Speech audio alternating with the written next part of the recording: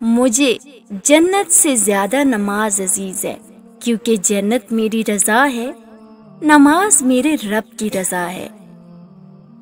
زندگی کا کوئی اعتبار نہیں، جس قدر ممکن ہو دوسروں کے کام آؤ۔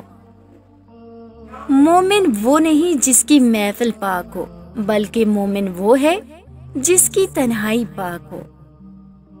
کس واسطے نماز سے منہ موڑتا ہے تو؟ کیا یاد نہیں آخری سجدہ حسین کا؟ وہ دنیا تمہیں کیا دے گی محسن، جس دنیا نے حسین کو کفن نہ دیا۔ عشق اگر اپنی مستی میں آ جائے تو سر نیزے پر اور قرآن لبوں پر آ جاتا ہے۔ کربلا میں وہ جان شہید ہوئی جو در حقیقت رسول اللہ صلی اللہ علیہ وآلہ وسلم کی جان تھی۔ اس خدا پر بھروسہ کرو جو تمہاری نافرمانی کے باوجود تمہارا رزق بند نہیں کرتا۔ اگر دنیا میں تمہیں کبھی شدت سے غم ملے تو گھبرانا مت، میرے غم کو یاد کر لینا، تمہارے غموں کا وزن ہلکا ہو جائے گا۔ تمہاری عمر برابر گھٹتی جا رہی ہے، بس جو کچھ تمہارے ہاتھ میں ہے اس سے کسی کی مدد کر جاؤ۔ حضرت امام حسین علیہ السلام نے فرمایا، ظالموں کے ساتھ رہنا بذات خود ایک جرم ہے۔ جب تمہاری زندگی میں دو ایسے راستے آ جائیں کہ ظالم تمہیں سر اٹھانے نہ دے اور دین تمہیں گردن جھکانے نہ دے، تو تیسرا راستہ گردن کٹانے کا ہے۔ زندگی میں دو لوگوں کا بہت خیال رکھو، ایک وہ جس نے تمہاری جیت کے لیے بہت کچھ ہارا ہے، یعنی تمہارا باپ، ایک وہ جس نے تمہاری ہار کو بھی جیت کہا ہے، یعنی تمہاری ماں۔ جس کا مددگار اللہ کے سوا کوئی نہ ہو، خبردار اس پر کوئی ظلم نہ کرنا۔ ظالم کی حکومت اس کی موت کے بعد ختم ہو جاتی ہے، مگر شہیدوں کی حکومت ان کی شہادت کے بعد شروع ہوتی ہے۔ میں موت کو سعادت اور ظالموں کے ساتھ زندگی کو اذیت سمجھتا ہوں۔ اعلیٰ درجے کا معاف کرنے والا وہ ہے جو انتقام پر قدرت رکھتے ہوئے عفو درگزر سے کام لے۔ لوگوں کی ضروریات کا تم سے وابستہ ہونا اللہ کی خاص عنایت ہے تم پر۔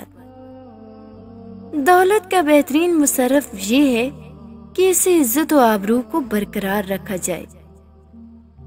بے شک لوگوں میں سب سے زیادہ کریم شخص وہ ہے جو ان لوگوں کی مدد کرتا ہے جن سے کوئی صلہ ملنے کی امید نہ ہو۔ جو شخص یہ چاہتا ہو کہ اس کے رزق میں اضافہ ہو تو اسے چاہیے کہ وہ صلہ رحمی کرے۔ اگر دنیا میں انقلاب لانا چاہتے ہو تو تکذیب نفس کا آغاز خود سے کرو، دنیا خود بخود بدل جائے گی۔ نیک لوگ اپنے انجام سے خوف زدہ نہیں ہوتے۔ گزشتہ نعمتوں پر شکر کرنا آئندہ نعمتوں کا سبب بنتا ہے۔ جو تمہیں دوست رکھتا ہے وہ تمہیں برائی سے روکے گا، اور جو تمہیں دشمن رکھے گا وہ تمہیں برائی پر ابھارے گا۔ جو کسی مومن کے کرب و غم کو دور کرے گا، خدا اس کی دنیا اور آخرت کے غم دور کرے گا۔ لوگوں، جود و سخاوت کرنے والا سردار قرار پاتا ہے، اور بخل کرنے والا ذلیل و رسوا ہوتا ہے۔ مومن نہ برائی کرتا ہے اور نہ ہی عذر پیش کرتا ہے، جبکہ منافق ہر روز برائی کرتا ہے اور ہر روز عذر خواہی کرتا ہے۔ آگاہ ہو جاؤ، لوگوں کا تمہارے پاس اپنی حاجتوں کا لے کر آنا یہ پروردگار عالم کی بہترین نعمتوں میں سے ایک نعمت ہے۔ لہٰذا اس نعمت سے غافل نہ رہو، کہیں ایسا نہ ہو کہ یہ نعمت تمہارے پاس سے پلٹ کر کسی اور کے پاس چلی جائے۔ بردباری انسان کی زینت ہے اور وعدے کو وفا کرنا جوان مردی کی علامت ہے۔ جو تم پر زیادہ تنقید کرتا ہے وہ تمہارا واقعی حقیقی دوست ہے، اور جو تمہاری تعریفیں کرتا ہے وہ گویا تمہارا دشمن ہے۔ اگر یہ 3 چیزیں فقر، مرض اور موت نہ ہوتی تو بنی آدم کسی کے سامنے سر نہ جھکاتا۔ اے ابن آدم، تھوڑا سا سوچو، غور کرو اور یہ بتاؤ کہ دنیا پر حکومت کرنے والے بادشاہ و حکمران کہاں ہیں جنہوں نے دنیا کی سونی جگہوں کو آباد کیا؟ اس قوم کو کبھی فلاح حاصل نہیں ہو سکتی جس نے اللہ کو ناراض کر کے مخلوق کی مرضی خرید لی۔